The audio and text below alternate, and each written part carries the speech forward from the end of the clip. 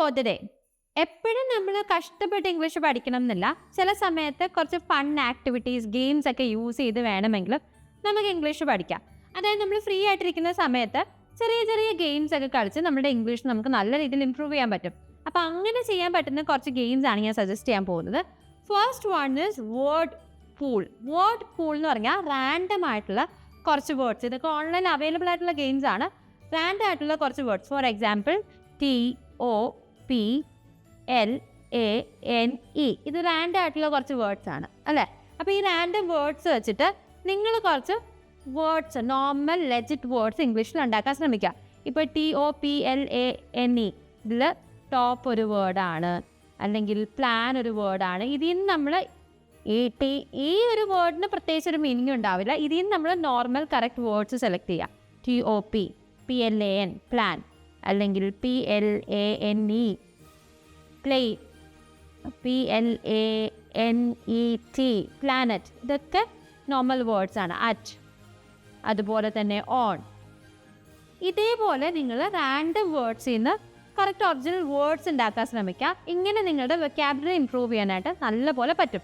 നിങ്ങൾക്ക് ഇൻഡിവിജ്വലായിട്ടോ അല്ലെങ്കിൽ ഫ്രീ ആയിട്ടിരിക്കുമ്പോൾ വെറുതെ ഇൻഡിവിജ്വലായിട്ടോ ഒറ്റയ്ക്ക് ഇരുന്ന് കളിക്കാനും, അതുപോലെ തന്നെ നിങ്ങളുടെ ഫ്രണ്ട്സിൻ്റെ കൂടെ നിങ്ങൾക്ക് ഈ ഗെയിം കളിക്കാനും പറ്റും.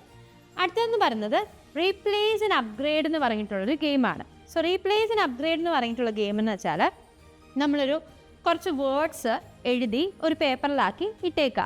അതിൽ നിന്ന് ഏതെങ്കിലും ഒരു വേർഡ് എടുക്കുക. അപ്പോൾ നമുക്ക് കിട്ടുന്ന വേർഡ് ഫോർ എക്സാമ്പിൾ ഹാപ്പി ആണെന്ന് വിചാരിക്കുക. അപ്പം നമ്മൾ ഹാപ്പിയുടെ കുറച്ചുകൂടി ബെറ്റർ ആയിട്ട്, ഹാപ്പിക്ക് പകരം യൂസ് ചെയ്യാൻ പറ്റുന്ന ബെറ്റർ ആയിട്ടുള്ളൊരു വേർഡ് പറയണം. ഫോർ എക്സാമ്പിൾ ഹാപ്പി എന്ന് പറയുമ്പോൾ ഞാൻ പറയും എക്സൈറ്റഡ് എന്ന് പറയും. അല്ലെങ്കിൽ ഇപ്പോൾ എനിക്ക് കിട്ടുന്ന വാക്ക് സ്കേഡ് എന്നാണെന്ന് വിചാരിച്ചോ. അപ്പം ഞാൻ ഇതിൻ്റെ കുറച്ചുകൂടി ബെറ്റർ ആയിട്ടുള്ള വേർഡ് പറയണം. അപ്പം ഞാൻ പറയും പെട്രിഫൈഡ് എന്ന് പറയും. അപ്പോൾ അതാണ് ഈ ഗെയിം എന്ന് പറയുന്നത്. ഇതൊരു ഗ്രൂപ്പായിട്ട് കളിക്കാൻ പറ്റുന്ന ഗെയിമാണ്. നിങ്ങൾക്ക് ഒരേപോലെ ഇംഗ്ലീഷ് സംസാരിക്കാൻ പഠിക്കണം, പുതിയ വേർഡ്സ് പഠിക്കണം എന്ന് ആഗ്രഹമുള്ള ഫ്രണ്ട്സ് ഉണ്ടെങ്കിൽ അവരുമായിട്ട് നിങ്ങൾക്ക് ഈ ഗെയിം കളിക്കാം. ഇനി അടുത്തതെന്ന് പറയുന്നത് വൊക്കാബുലറി ഫ്ലിപ്പാണ്. വൊക്കാബുലറി ഫ്ലിപ്പ് ഒന്നുമില്ല, വളരെ സിമ്പിളാണ്. ഇത് നിങ്ങൾക്ക് സെൽഫ് മോട്ടിവേറ്റ് ചെയ്യാൻ വേണ്ടി കളിക്കാൻ പറ്റുന്ന ഒരു ഗെയിമാണ്.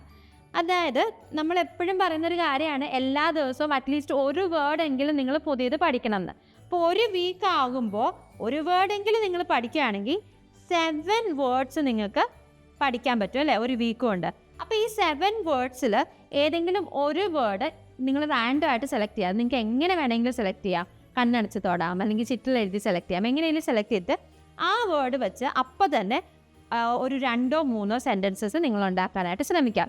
ഇത് ഞാൻ പറഞ്ഞതുപോലെ ഒരു സെൽഫ് മോട്ടിവേറ്റിംഗ് ഗെയിമാണ്. എല്ലാ വീക്കിലും നമ്മൾ പഠിച്ചു വെച്ച വാക്ക് നമുക്ക് ഓർമ്മയുണ്ടോ, അതിൻ്റെ അർത്ഥം ഓർമ്മയുണ്ടോ എന്ന് നമുക്ക് സെൽഫ് മോട്ടിവേറ്റ് ചെയ്യാൻ പറ്റുന്ന ഒരു ഗെയിമാണ്.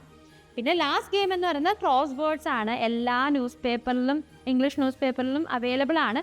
അതല്ലെങ്കിൽ ഓൺലൈനായിട്ടും ക്രോസ് വേർഡ്സ് അവൈലബിൾ ആണ്. നമുക്ക് സിമ്പിൾ, മോഡറേറ്റ്, അഡ്വാൻസ്ഡ് ആയിട്ടുള്ള ക്രോസ് വേർഡ്സ് ഗെയിം കളിക്കാം. ഇതും ഈ പറയുന്നത് പോലെ നിങ്ങളുടെ വൊക്കാബുലറി ബിൽഡ് ചെയ്യാനായിട്ട് ഭയങ്കരമായിട്ട് ഹെൽപ്പ് ചെയ്യും. അപ്പോൾ ഈ ഗെയിംസും കൂടി നിങ്ങൾ നിങ്ങളുടെ ആ ഇംഗ്ലീഷ് ലേണിങ്ങിൽ ഇൻക്ലൂഡ് ചെയ്യുകയാണെങ്കിൽ കഷ്ടപ്പെട്ട് ഗ്രാമറും ടെൻസും പ്രാക്ടീസും മിസ്റ്റേക്സിലും മാത്രം ഫോക്കസ് ചെയ്യാതെ കുറച്ചുകൂടി ഫണ്ണായിട്ട് കൂടി നിങ്ങൾക്ക് ഇംഗ്ലീഷ് പഠിക്കാൻ പറ്റും. Thank you. English Mitra. Stop worrying, start learning.